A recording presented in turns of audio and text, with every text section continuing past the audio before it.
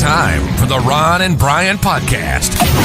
Get ready to fill your ears with the latest news, politics, current events, and whatever else we feel like talking about this week. And now, your hosts, Ron and Brian.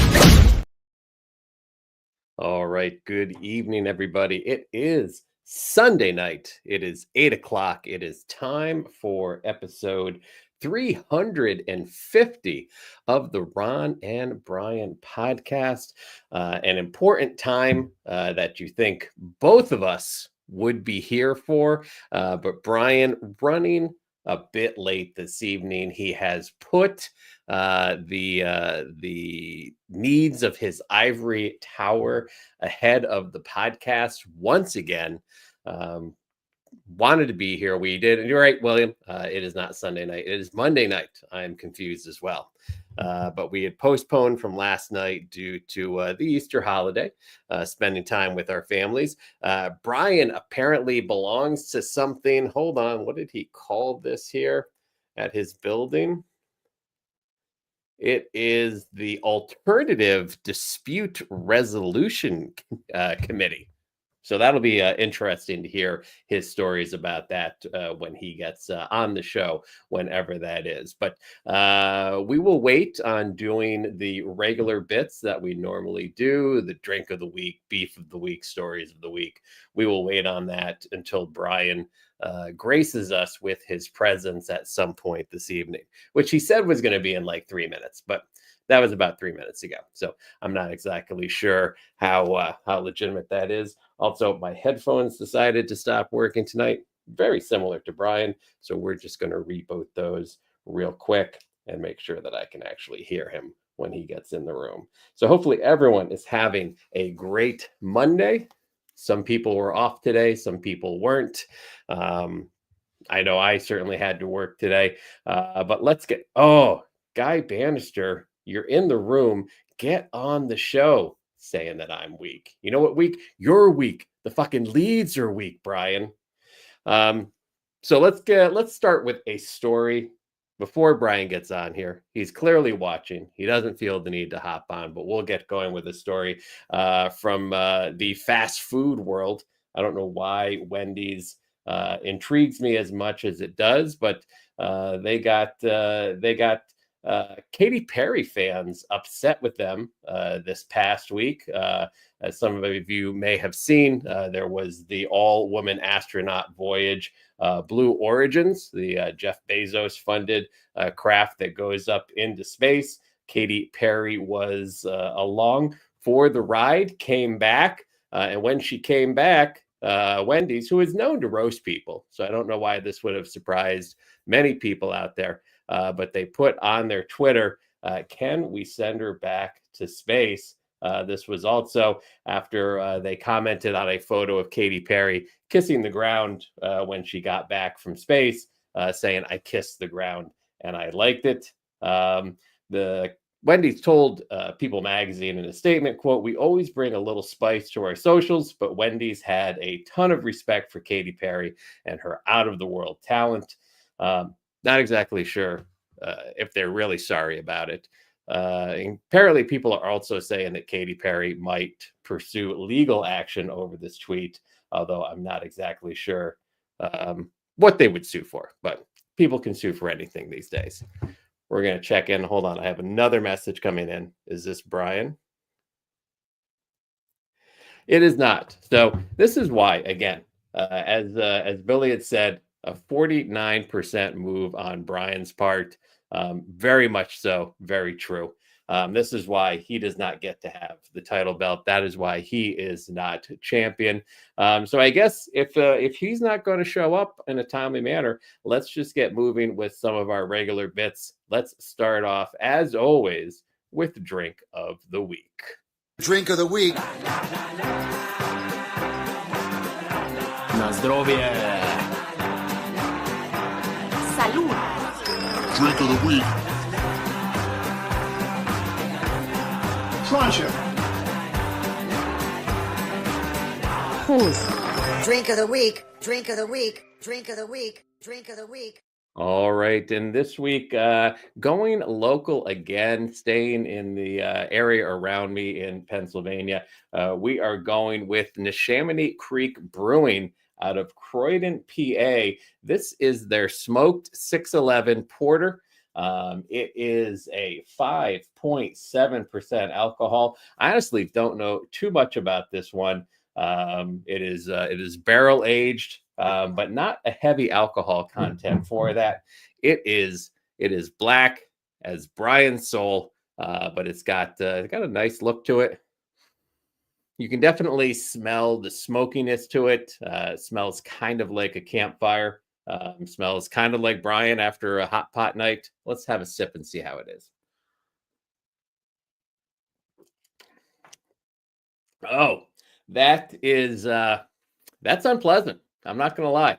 Normally, I like a good smoked beer, but there is just something about this smoke that is just very, very pervasive. Tickles the back of the tongue, and not in a good way. Hold on one more second. Let me try another sip just to make sure. Oh, big sip there. That was even worse than the first. Excuse me. I'm going to need a little bit of water here.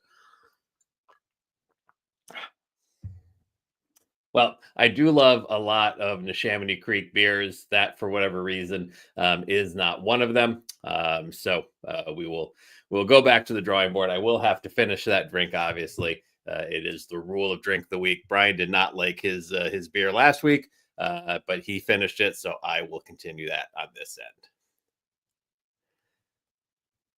I know dead air is not good, but I am trying to find out where Brian's ever going to be. So let's move on. Usually I'm prepared if I know that I'm not going to be doing the show with Brian, but clearly he kind of is leaking in a major way today. Let's get into it with our beef of the week.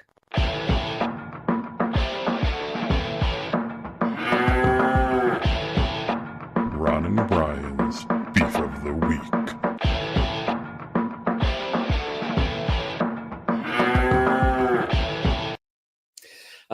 Beef of the week, quite obvious, is when you have a podcast co-host who does not show up on time for your podcast. Exactly. Billy's saying that as well. Brian is the beef of the week. We had discussions. He even texted me earlier because we did not have look who has shown up. Look who it is. It is our good friend Brian finally making it on to episode 350 of our podcast, and then walking away in a final insult to our viewers, to our listeners. I had to get a proper away. glass. Ron, I had to get a proper glass so I could join you during Drink of the Week. I saw you had something beautiful there. Well, did you just it take looked your beautiful, headphones but it off? did You not just taste go- beautiful. Oh, what was wrong with it? Just very smoky. Smoky, you love the smoke. Normally I do, but not in this case.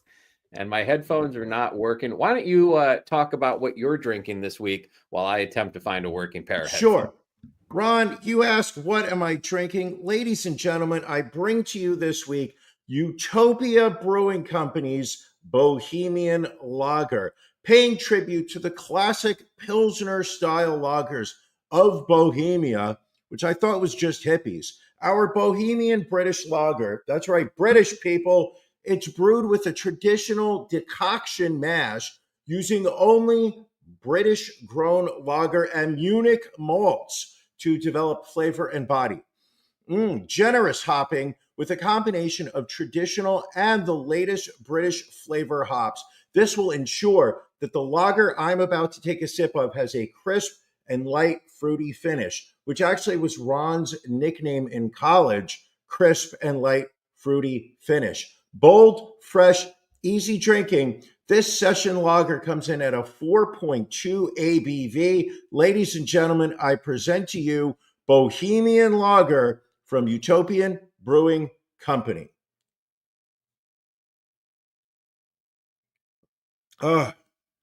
Quite pleasant. That is quite a pleasant beer. Are you there, Ron? I don't hear Ron. I don't hear you, buddy. I don't hear you. There we go. It's just a this- whole bunch of Perfect. malfunctions tonight. Listen, when they say episode 350, it's like we haven't done 349 before. Here I am. This is it. This is a good beer. I recommend it. I would absolutely, if you see this in your store, grab one. Okay. It's got a little fruity kick to it, just like you. Ron, what is your beef of the week other than me? I was having a pretty good week up until about 10 minutes and 27 seconds ago. If you're going to tell me that you can't do 7 minutes by yourself, I know you can't do an hour. I know you can't, that you struggle at the 58-minute mark. But if you're telling me you can't even do 7 minutes without me, then I think you need to send that belt in a box, ship it over to West New York, and let the true champ take over. I think my challenge is just, you're putting your ivory tower ahead of our fans here. And that's really making moves here. The Making disturbing moves, part. boss. Making moves, What's your boss. beef of the week, Brian? Oh, it's me. Listen, I would like to apologize. And when I am the source of my beef, I feel that an apology is necessary. All right. Ultimately, my beef is when I have to do the podcast from the utility closet upstairs. For those that watched the show last week, right off the bat, I apologize. I wasn't on my A game. I wasn't bringing 100%. For those Patreon members who spent their Sunday night with us watching me sweat profusely in a room where there was very little airflow, the temperature kept growing, and then the experiencing all the technical difficulties that I went through, it was just embarrassing. We played Can You Beat Ron? And apparently the only way you can beat Ron is to let Brian do run a game. I think there were 10 Let questions. Brian show the answers ahead of us having the chance to. There were 10 questions. Question. I screwed up 2 of the 10 questions. It was unacceptable, and it's been bothering me the entire time. And it bothers me that it'll be 2 months before I get a reprieve, an opportunity to clear my name. I mean, it certainly gives you enough time to learn how to use the computer on the plus side. What happens is I moved the mouse to try and get a clear image of it, and it automatically jumped to the next slide. But for those people who are not on our Patreon, who haven't signed up for After Dark, this is what you're missing: me at my lowest. And isn't that why people watch the show in the first place? Because they want to see me at my lowest. I mean, if people really want to see you crash out, that is very much available on our After Dark episodes. Yes, 100%. 100%. Ron, how are you doing this week? I'm good. How was your Easter Sunday? I'm going to say Easter Sunday. We as fans of the show know, I had family in town. Easter Sunday was spent waking up very early. I think I was out of the house by about 8 o'clock. Okay. Went back to Carragher's in Lower Manhattan. Liverpool game started at 11:30. We were there at 10. So that I was already about 4 beers before the game started at 11:30. I already had about 4 in me. I think I entered the game with about 7. Drunkenly went back home where the lovely Mrs. was here. And she packed up the family. We drove them to the airport and then went home and crashed out. And how long of an afternoon nap did you take? Didn't even take an afternoon nap. Went to force myself to watch the new episode of Righteous Gemstones and then fell asleep at about 10:30. It was rough. Not too shabby. I mean, you did some shopping, if I remember, too. Did hit a couple supermarkets on the way down, because that's what you want to do on Easter Sunday at 6 o'clock is go to the Chinese supermarkets to get dumplings, because that's the priority. That's what you got to do. Makes sense. I'm jealous. I'm not going to say that I'm not. How was your Easter Sunday? Because I saw your wife put some photos up of the spread, I guess I'll call it. Looked like you guys did an amazing job setting up the house. Way better She, than any time I've ever been invited. I mean, I've never seen your house look that nice, and I've been there a couple times. I would disagree with that. I would say when you were down around Christmas time, it was very decorated. Okay, good point. But yeah, so this, my lovely wife she's got that decorating eye. She set up the Sure. tables. We have her extended family over for Easter. So I think we're about 13 people this year. So That's little 13. ham, little cauliflower puree, some green beans, some mac and cheese, some potatoes, tons of desserts. Yeah, so it was a good time. Beautiful weather yesterday. So we were Yes. able to sit outside on the deck, relax, and just enjoy some quality family time. Now the question is: at any point did anybody get into an argument, a fight, were Yeah. utensils thrown at each other? It's a peaceful vibe. No anger going on. Okay, very good. Well, that's nice to hear because I know that you said that when your side of the family would get together, it was full on food fights, brawls, stabbings, whatnot. Fisticuffs. Police were notified. But when it's the missus side of the family, everybody's on their best behavior. Yes, they're civilized folk. That is wonderful. That is so good to hear. So nice. So nice. Not upstate New York townies like me and my kind. I'll never live it down. I'll never. And by the way, that's the other thing that really bothered me about the game was I really felt like I put a lot of effort into hyping up the different international places I've traveled and Right. then trashing all of your local travels to third-rate towns. And I just screwed up the game and the message was lost. Listen, it only has to fester in your brain for 2 months. It bothers me. I mean, would you It call it genuinely- impotent? I mean, I don't want to use that word because it's strong, but I feel like No. you played the game impotently. I would say I was more feckless than anything else. Were you cucked by the game slides? Well, not the first nor the last time I've been cucked. All right. Well, now that you're here, Brian, let's here. do stories of the week. I got a good As one. our listeners know, these are the stories that we grab. We make sure that we share with you fine folks before the hour is over. Brian, what is your story of the week this week? Now, my story, normally we save OnlyFans stories for After Dark. That's where people want the spiciness. They want the stories that, we can't really talk about during the regular show. However, one of the things that I would like to talk to you about, why did my computer just freeze? Here we go. right. Do you have a photo of Kelly Tedford? We do. And there Can you she is please up on the put that screen. up? Now, just to tell you, the nice folks over at the New York Post, they're copywriters, they're copy editors. The article starts off with, "What a pisser." Okay.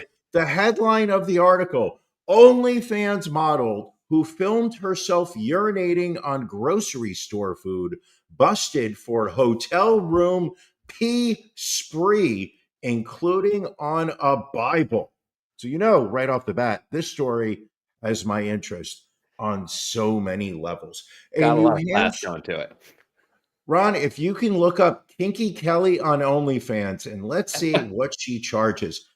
Kelly Telford, 24, was hit with fresh charges this week for allegedly urinating all over a room at a Marriott hotel in Keene, New Hampshire, back in January. She goes by the name Kinky Kelly on OnlyFans, and she is accused of recording herself peeing on an air conditioning unit, the comforter, curtains. Jesus, how much water was this woman drinking? And the Bible inside of the room.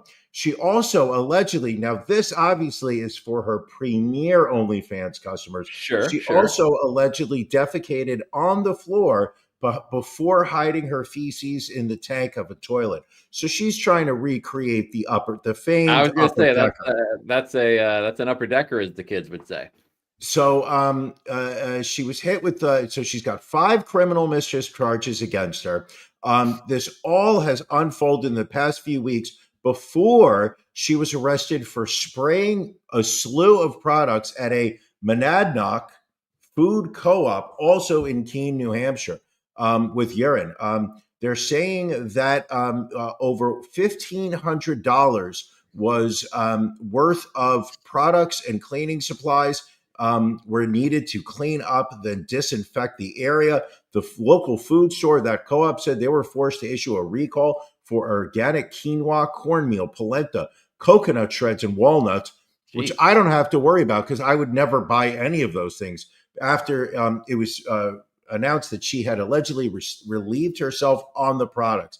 People, if you're going to go out in public and pee, don't pee on people's food. That's not right. That's just not right. And it would appear that her OnlyFans page has been taken down, Brian. So I am not able to provide you that information as to what her subscription price may have been. But What a mistake. She is no longer on the OnlyFans. You're no longer on the podcast. Where's my video? Where's my video? I don't know where your camera went to. I'm going to bounce out of here and come right back. All right. In the meantime, I will get going with my story of the week. We are going over to Germany and the UK. So this is a story about how tainted holy water caused a cholera outbreak in Europe. Again, this was a group of devout travelers from Germany and the UK. They went on a spiritual pilgrimage in Ethiopia. So while they were over there, 7 people were infected after visiting or coming into close contact with the famous Bermel Georgis holy well in Ethiopia. Apparently, it is a sacred spring that basically looks like a busted pipe that's constantly spewing water. It is said that the spring has miraculous healing powers. Unfortunately, not on this day when it was filled with cholera. Some of the folks that were on this trip scooped up some holy water in plastic bottles, brought it home, drank it, put it on their friends' foreheads, and everybody got very sick. The well is smack dab in the middle of Ethiopia's Amhara region, which has been dealing with a brutal cholera outbreak since 2022, an outbreak so severe that it's been documented, in Eurosurveillance, a scientific journal that tracks diseases throughout Europe. So lab tests confirmed that the cholera strain was a dead ringer for the one causing chaos in Africa. All 7 people survived.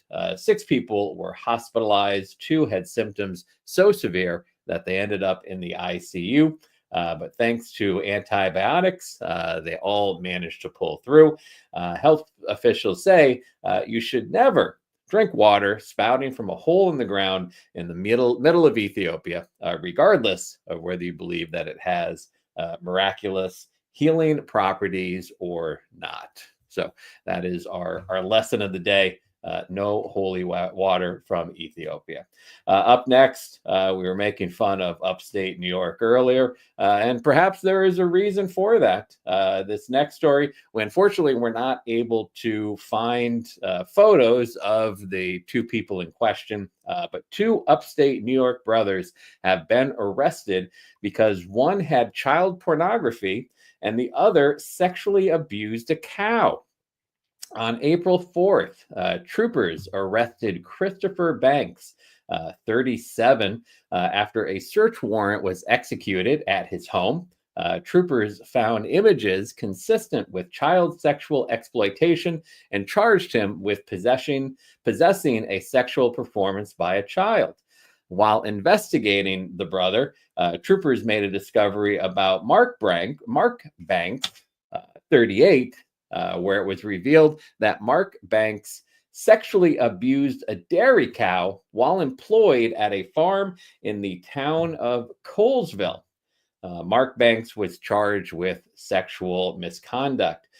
Both men were issued appearance tickets, apparently having sex with a cow and possessing child pornography, not serious enough to require any kind of bail money. We're continuing to have technical difficulties. Brian is rebooting his computer, so hopefully he will be back on sooner rather than later. Next up on our stories is we're going to Iowa. This next story is from the Catholic Health Initiatives in Iowa. It is oh, here comes Brian back again. Are we here? We see you. Can we hear you? I just had to reboot my entire machine. Oh, all right. Had to reboot the entire machine. I guess that happens when you don't necessarily take the proper time to prepare for a podcast because you're off doing whatever mediation you were handling. Are you able to share the mediation on the podcast, or is that not? No. I understand. No. Well, Brian, that's for after dark.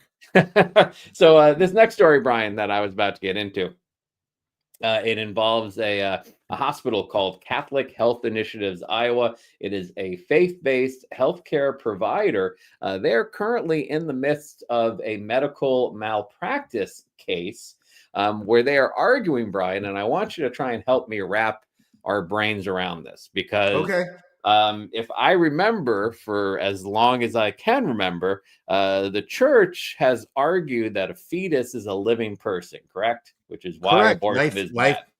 Life begins at conception.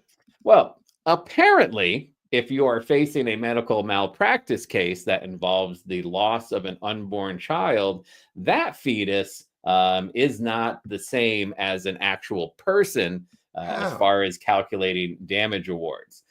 In Iowa, court order awards for non-economic losses stemming from medical malpractice are capped at $250,000, except in cases that entail the loss or impairment of mind or body. Attorneys for the hospital are arguing that cap still applies where the loss is that of a fetus or unborn child, because apparently a fetus is not a person.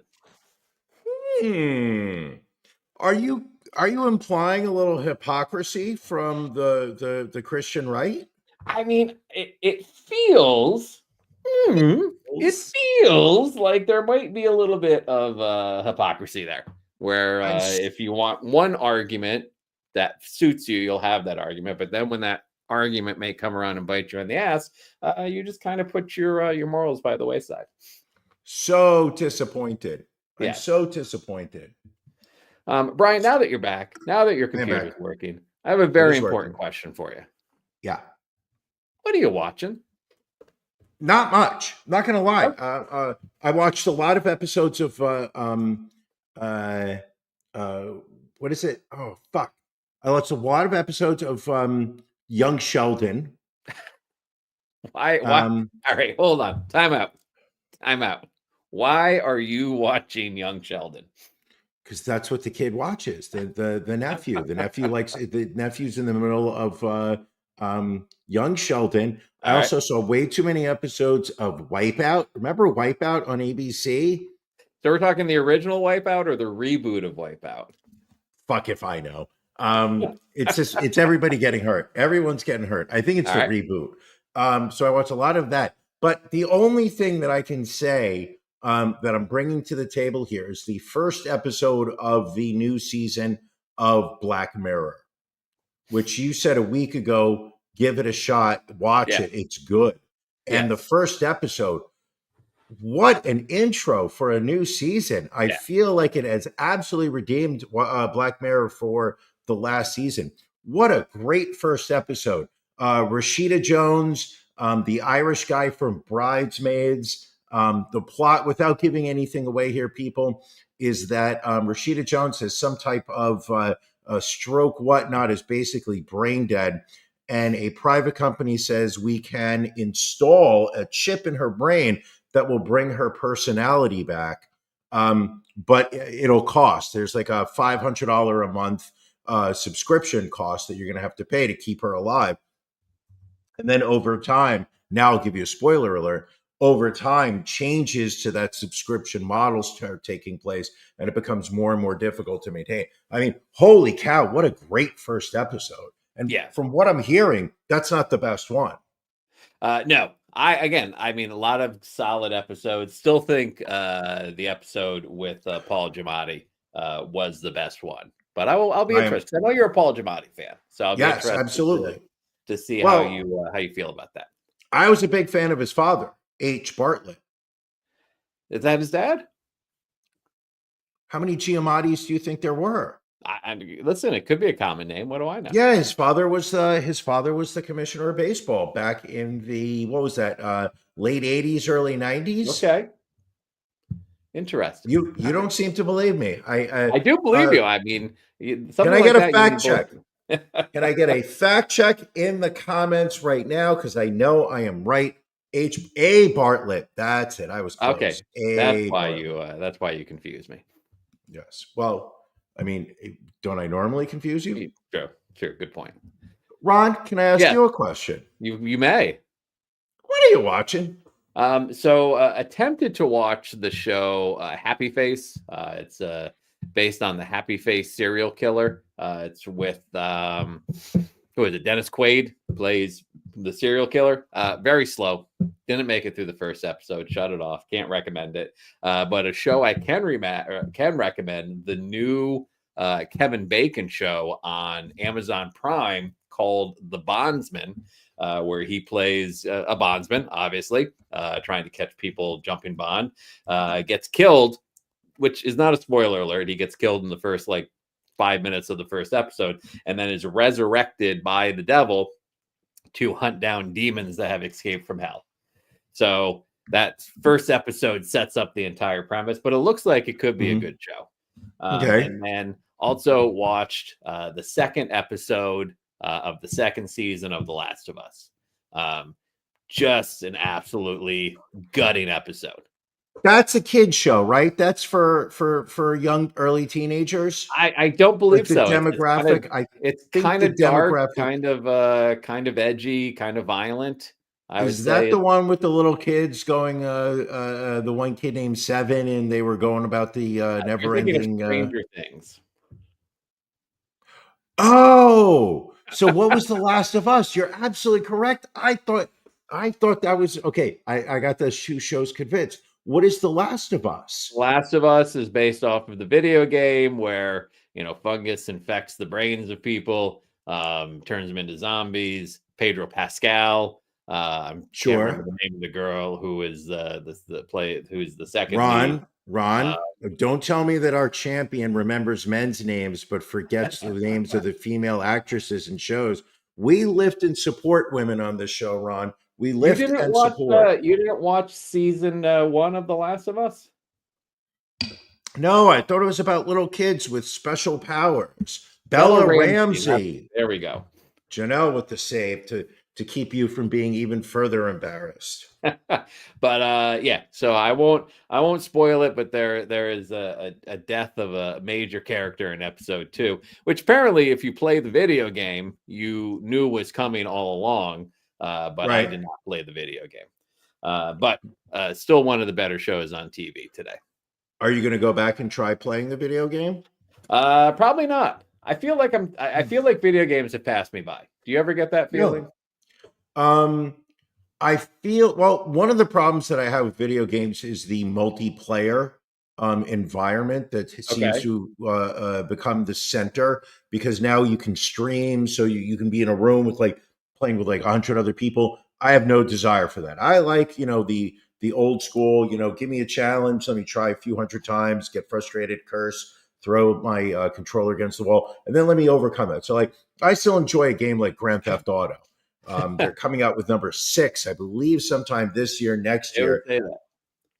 Got to figure out a way to convince the lady to let me buy I believe I need a PlayStation or an Xbox so that I can, because it's not coming out on the Mac. So no, I need to be able to play it somehow. So what I'm thinking possibly is that I gift you a couple $100 and then you buy me the Xbox so that I can play. I think I have an old PlayStation 3 or 4 here if you want it.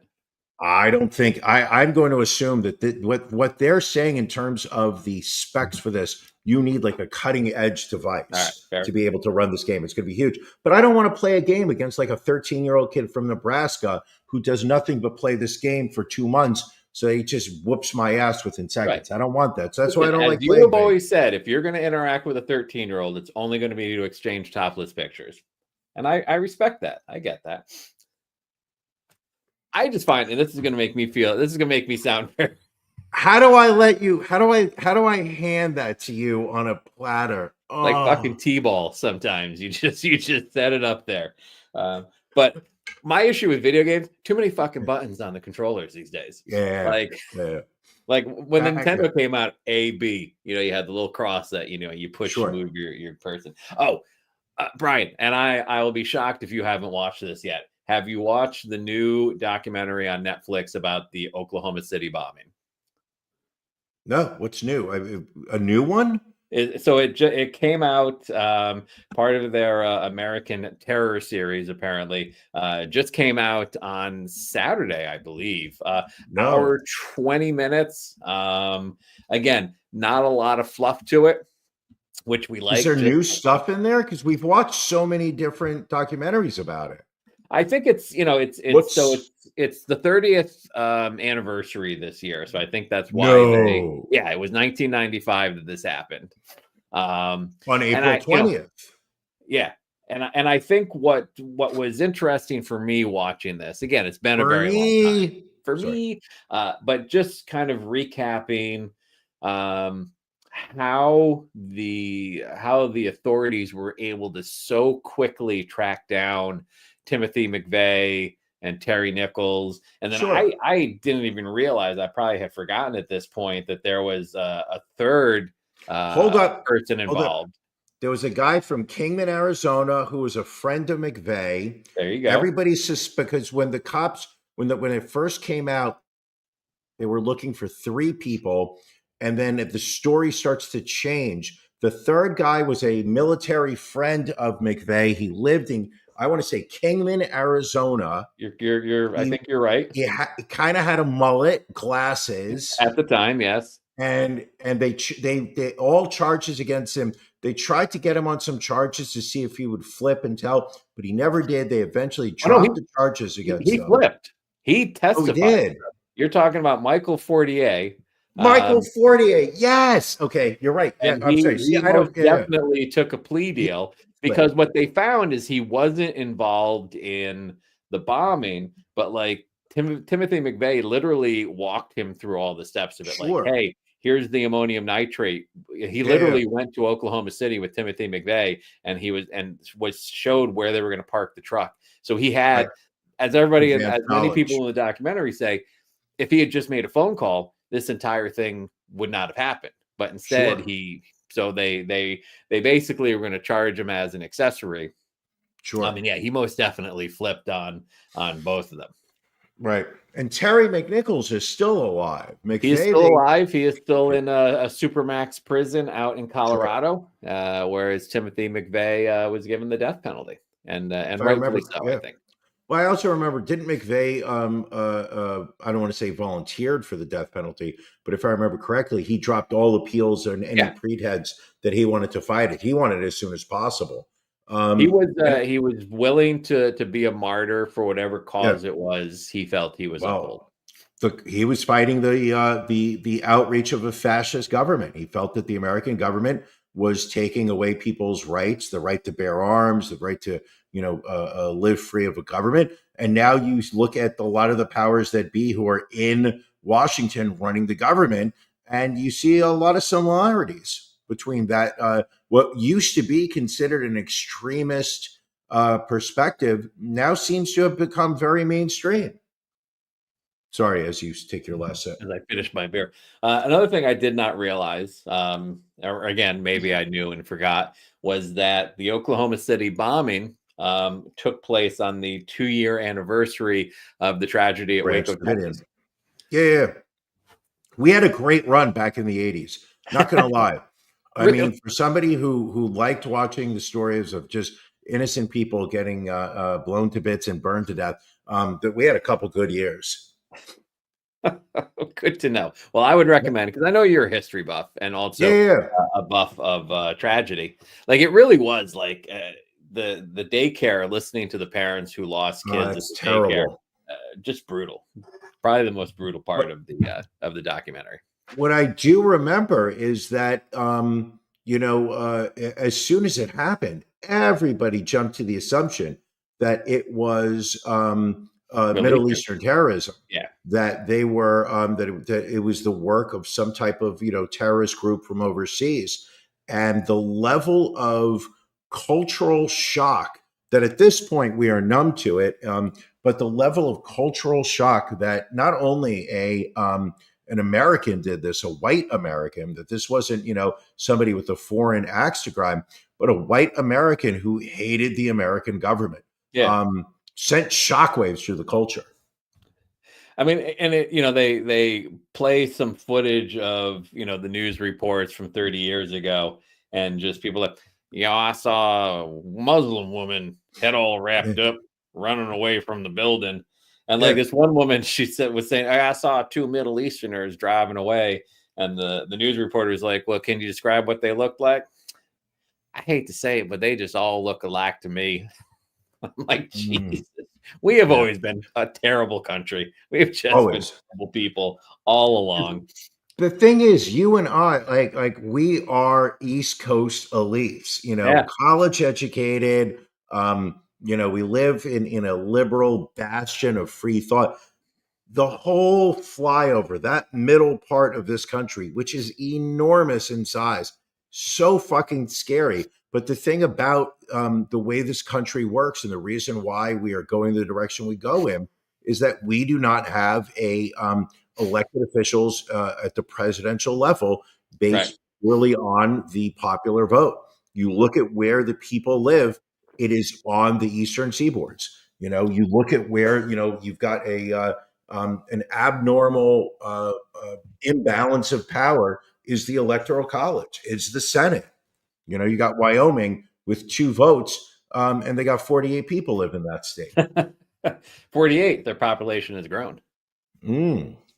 Well, Brian, number of all the celebrities facing cancellation this week.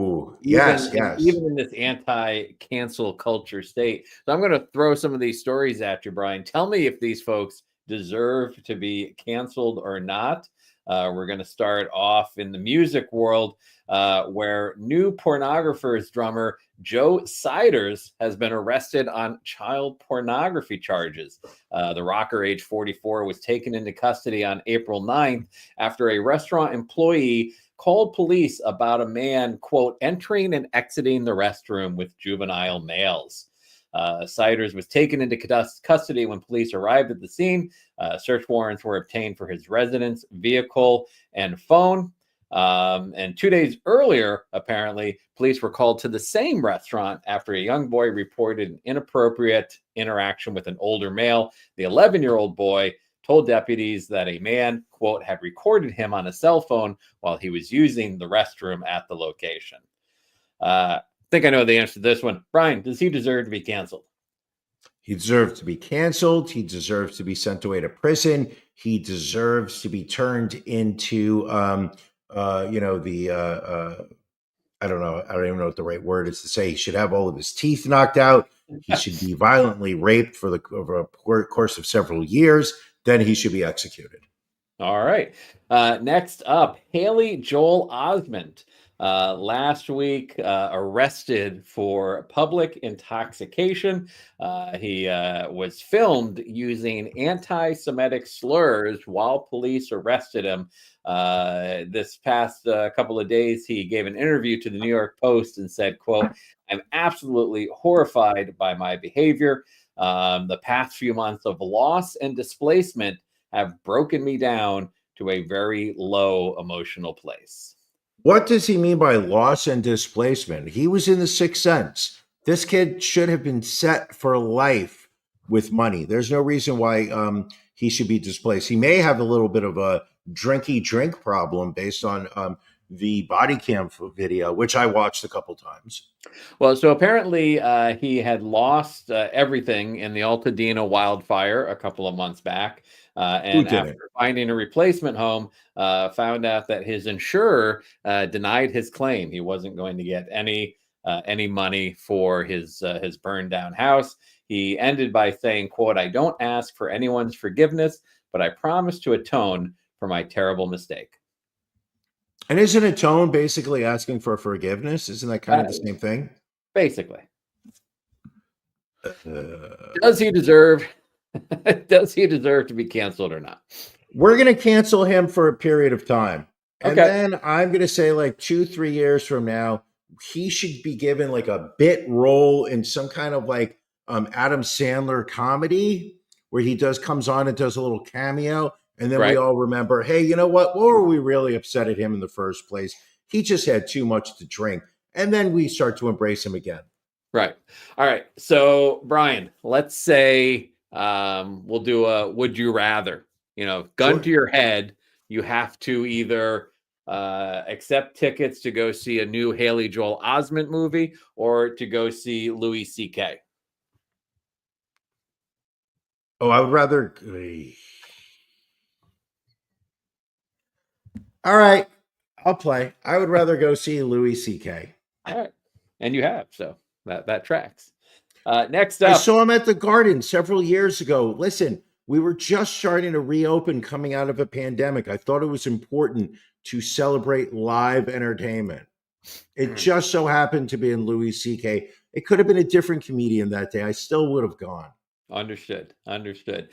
Comedian and podcaster Joe Rogan is being slammed for calling it a victory that the R word is making a comeback.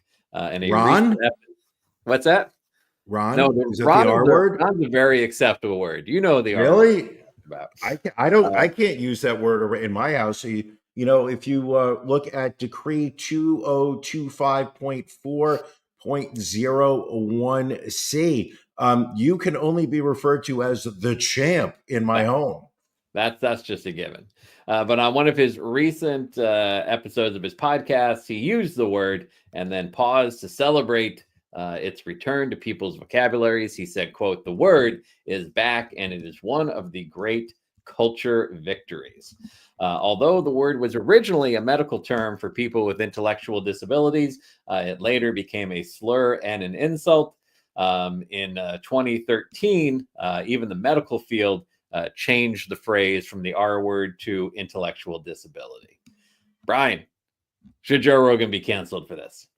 No, not at all. I mean, it's I think the R word is a word that is kind of accepted in society as being disrespectful to people with Down syndrome. I understand that it is a word that, our generation grew up using as a derogatory term for each other. And I understand people who kind of wanted to reclaim it. They're one degree away from the people that want to use the N word. You don't have to use that word. It is insensitive to a lot of people in society, not just those with Down syndrome, but their family members. That word does carry a lot of hurt to it. You don't need that word. I'm trying to think of a either or that I could, or would you rather for that? But I think we'd probably we'd get canceled for whatever I come up with. I feel you can't cancel me. You can't cancel me. All right. Well, let's move on to our final story, Brian, in this segment. Mickey Rourke leaving Celebrity Big Brother UK after just a few days because of unacceptable behavior towards his co-stars. He apparently made some very suggestive comments to influencer Jojo Siwa and got into an argument with Love Island alum Chris Hughes. He's 72 years old now. Mickey Rourke? Horrible.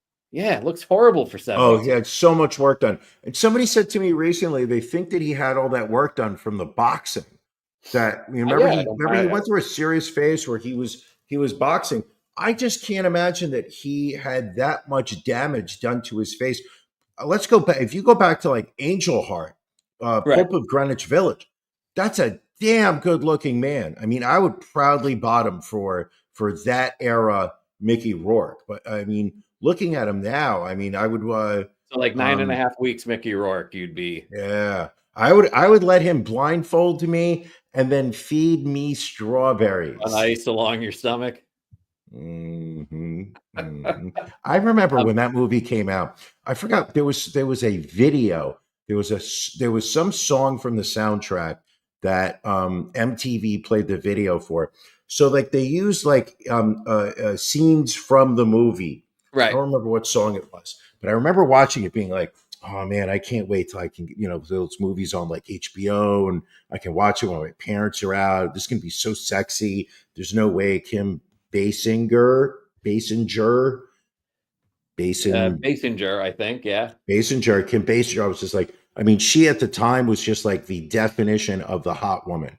Um, like she was basically in that place, like almost like the next Marilyn Monroe, just the definition of hotness. Yeah. And here was a movie where she was just banging this dude left and right. I was like, I can't wait for this movie to come out.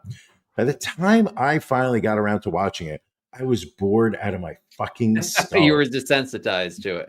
No, it wasn't even that. It just was such a shitty movie. Well, there's that too. Like there was a plot, but the plot wasn't very great. I mean, there were porn movies with significantly better plots than Not Have We. Wasn't erotic, wasn't sexy. I remember sitting there being bored.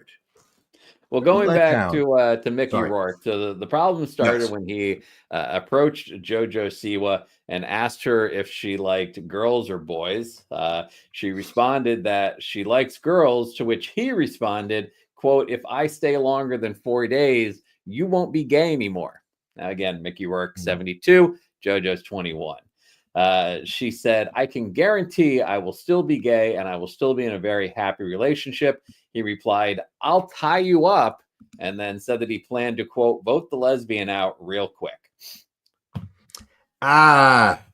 I just these are things you don't say. Yeah. So apparently tensions rose amongst the housemates and they asked him to leave. I mean, I don't even know if you're doing Big Brother UK, are you already Yeah. canceled at that point? Like, is I'm it going even? to, yeah. I will say that it just feels like your career is already in the dumps. Yeah. You've made several wrong errors. You've made some choices. Now, again, The Wrestler, great film, but he didn't do anything. That was like his comeback, and then he didn't do anything to of note to really follow up from that. But did it really seem like he was doing a lot of acting in that movie, or did it No, I kind of mean feel like they he was needed just someone playing who who he just been beaten was? down by life, a little brain Yeah. damage, a little slow, and yeah, and he fit the bill. That scene when he's working with Todd Barry and the supermarket at the deli counter, and some lady recognizes him, and he's so embarrassed, and he just looks at just jams his thumb into the. Like, Oh, brutal. fucking brutal! That is such that goes down to me as just a brutal scene out of nowhere. I didn't see that one coming. Let's talk sports for a minute, Brian. Sure. So a story popped up this week about football coach Mike Leach, college football coach. Sure. So apparently, and you know we are fans of the tush push here in Philadelphia. Apparently, he wanted to do something a little different. He was apparently talked out of the idea of lining up a little person in the backfield and then throwing them over the line of scrimmage in short yardage situations. Now the It question sounds is, like it would work. It sounds like it'll work. so the question Right? is, would it be allowed? And if so, would it work? I would say that it would work. I mean, you would have to throw the person pretty high. I mean, for there, but you got to admit it. There's the defensive players that are going to rush and leap, and you've got to throw that little person over them. Now, apparently, and somebody dug into the rules, there is a rule that says the ball carrier shall not grasp a teammate and no other teammate shall grasp, pull, or lift the ball carrier to assist in forward progress. So it sounds Okay. like the brains that put together the rules committee already had the little person idea in mind. But So that's a bad smart. idea. That's just smart ball coach thinking. Yeah, that's so it was a bad idea. It could have been better. Could have been Yeah. better. Oh, we went this whole show. We haven't even mentioned Pope Francis passing away early this morning in Vatican City at the age of 88. Real shame. And he was just a few short hours before he passed, was seen taking a personal visit from Vice President J.D. Vance. Mm. Many have started to speculate, whether JD is responsible for his death. Well, JD's probably not vaccinated. So I'm going to say right off the bat, you have no idea what kind of diseases. He doesn't use fluoride in his toothpaste anymore. We know that. Yep. Is he the one that calls his wife mother, or was that the other guy? That was Mike Pence. Yeah. Okay. All right. So he's not totally. I don't know. This guy's terrible. This is the guy that picked the fight with Zelensky in the White House just because he wanted to look good in front of Trump. Do you say please and thank you? Oh, fucking ridiculous. Now, I've heard rumors, no one has confirmed this, that J.D. Vance did not really get an audience with Pope Francis, got to meet him momentarily. Mm-hmm. And then Pope Francis apparently sent one of his people out to basically lecture J.D. Vance about how so many things that our country is doing right now are not, Christian. Don't you think you would have the Pope would have scored a lot of points had he sat there and in his last dying breath been like, "Oh, Santa Maria, oh J.D. Vance, you're a son of a bitch. You need to fucking die. Choke."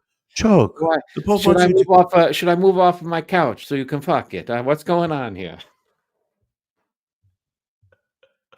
I'm not even sure if that's an Italian accent or not. It's pretty bad. But if you remember, he's Argentinian by birth.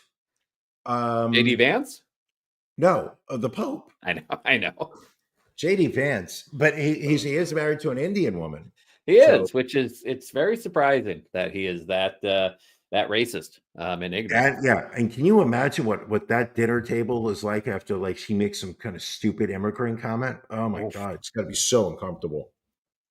Brian, this if I can jump into the tourism field for a minute. Two German teenage girls were detained and deported from the United States because they arrived in Hawaii without a hotel reservation. Yeah. Okay. All right. This is the thing. Okay. I don't believe America is the place where you should be kicked out because you don't have hotel reservations. But I also do want to believe that my immigration department is keeping out people that don't belong here. Okay. So if you show up here and you're like, yeah, I'm just going to stay for a period of time. Well, how long are you going to stay?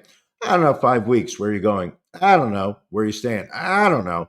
It is suspicious. Now, the very fact that these are two white German girls suddenly makes it outrageous that they're being questioned. But if these were two Arabs, males in between the ages of 19 and 25 who showed up and said, yeah, we're just going to, hang out for 5 weeks. Where are you going? We don't know. Where are you staying? We don't know. You would sit there and tell me we need to send those people back to whatever country they just flew in from.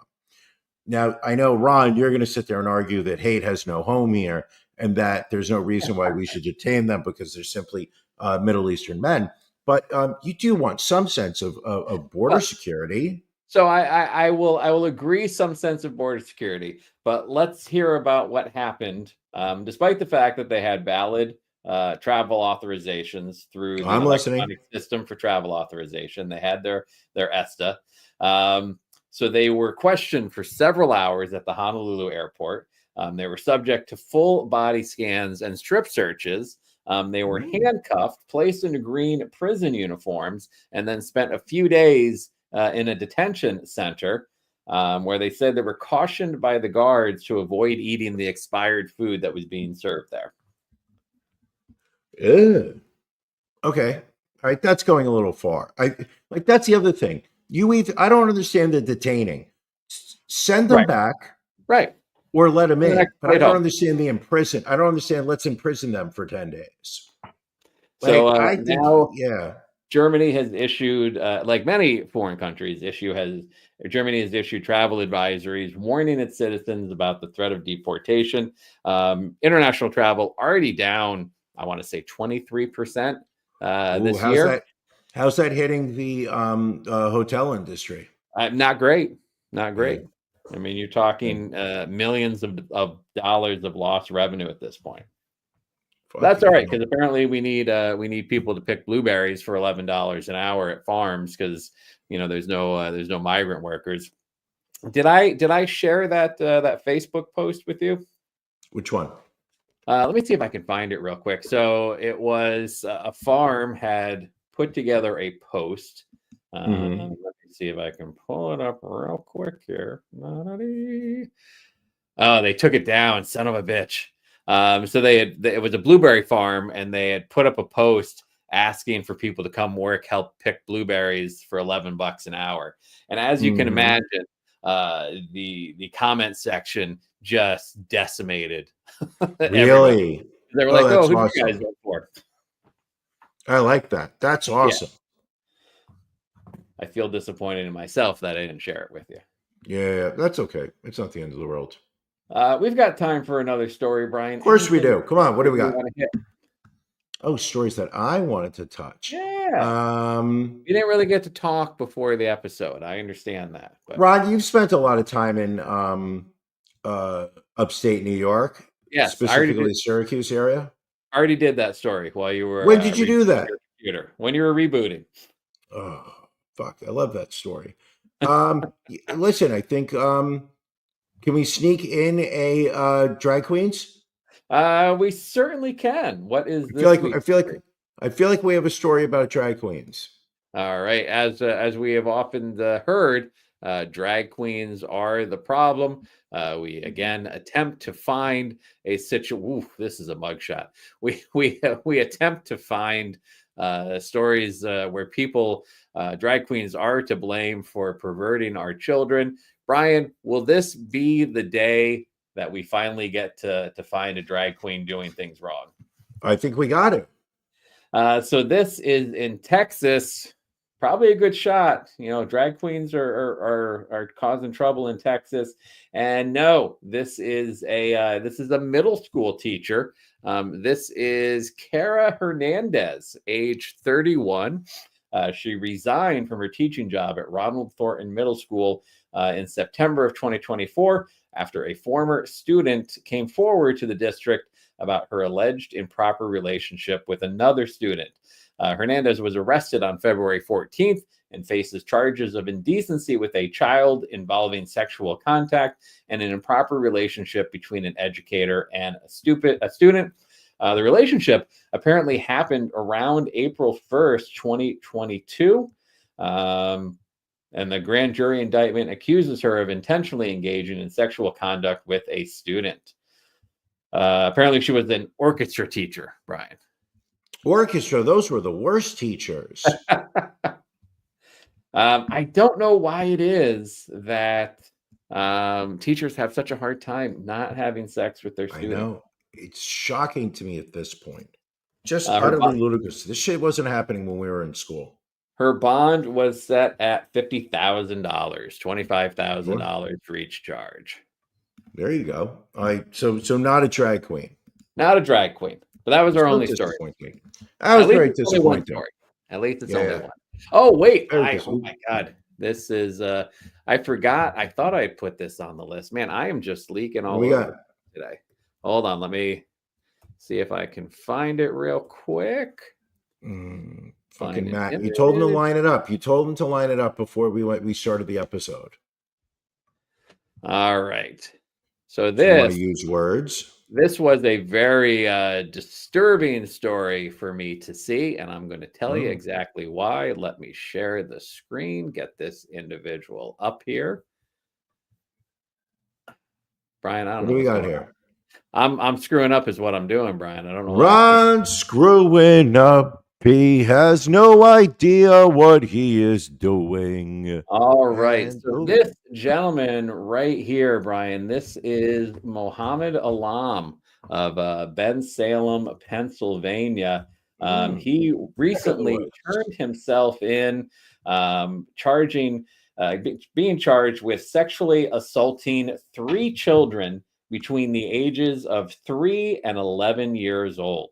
The juveniles were interviewed, found out that he had some get into a yoga pose while touching them appropriately. He lured children in with candy, had them sit on his lap. These crimes all occurred between 2015 and 2018. What is most disturbing about this story, Brian?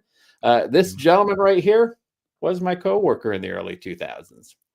He was a server in our restaurant and banquet department at a hotel I worked at in Bucks County in the early. Talk to me about your interactions with him. Nice guy, like just not like did not give like a creepy vibe. Like if anything, in thinking back on it, he was such a nice guy. You could see why kids would have felt comfortable going into his apartment with him. Out of curiosity, do you have any photos with him that you took? The two of you? I do not. And if I did, I don't feel that I would share them with you, knowing what you would probably do with them. How long did you work with him? I mean, he was there. I was at that hotel for like 7 years, and he was there for most of that time. Oh. Yeah, I mean, that's the thing. You think you know somebody, and then you don't know them.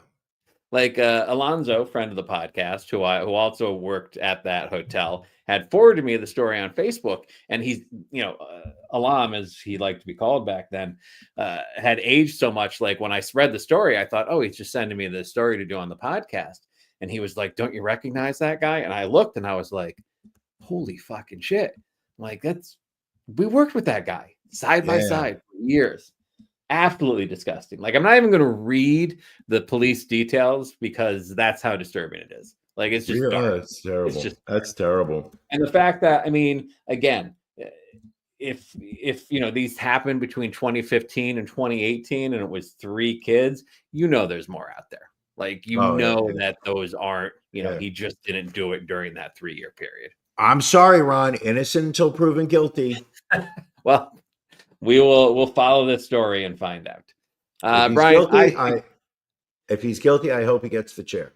Yes, not a high note to end the episode on, but we will wrap things up there and get ready for After Dark. As we mentioned at the top of the show, if you are not part of our Patreon, join us. Go to ronandbrianpodcast.com, click in the upper right-hand corner to become a patron.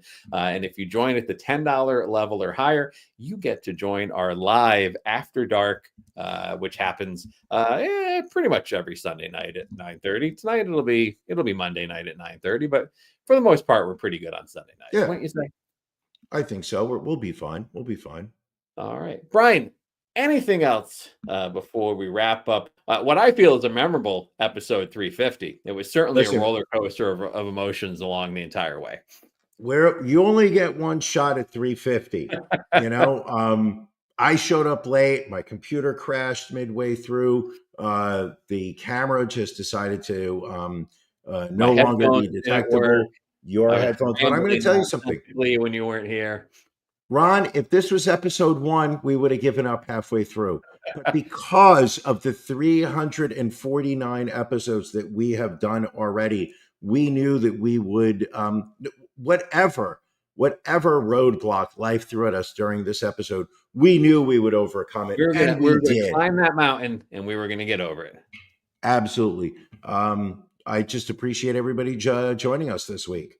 All right. Thanks for joining us. We will be back Sunday night next week at our regular day and time. Thank you all for joining us, and we will catch you next. Thank you for joining us on the Ron and Brian podcast. We're live each week on YouTube, Facebook, and Twitch. You can find prior episodes, links to our social media, and everything else Ron and Brian at ronandbrianpodcast.com. See you again next week.